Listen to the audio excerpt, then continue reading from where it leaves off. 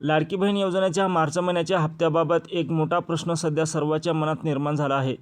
आज 28 तारीख मंगळवार असूनही दुपारचे 3 वाजले तरी अजूनही या हप्त्याचा जी.आर. जारी झालेला नाही. सामान्यतः अशा दिवशी कोणतीही प्रशासकीय अडचण नसावी आणि वितरण प्रक्रिया सुरळीत सुरू व्हायला हवी होती, पण प्रत्यक्षात तसं होताना दिसत नाही.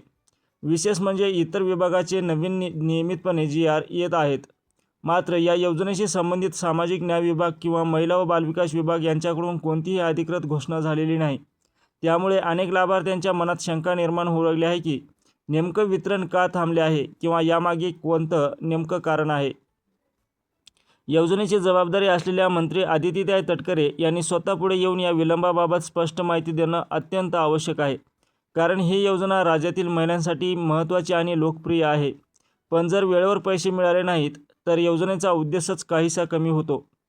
सध्या अनेक लाभार्थ्यांना असं वाटू लागलं आहे की वितरण प्रक्रियेमध्ये सातत्य राहत नाही. काही वेळा काही दिवसांचा उशीर तर काही वेळा महिन्याभराचा गॅप दिसून येतो. त्यामुळे लोकांमध्ये संभ्रम आणि नाराजी वाढत आहे. अशा प्रकारचा अनियमितपणा निश्चितच योग्य नाही. आजचा दिवस पूर्णपणे कामकाजाचा असूनही अजून जी.आर. न आल्यामुळे चिंता वाढली आहे. पुढील काही दिवसही महत्त्वाचे आहेत, त्यामुळे प्रशासनाने तात्काळ निर्णय घेऊन वितरण सुरू करणं गरजेचं आहे.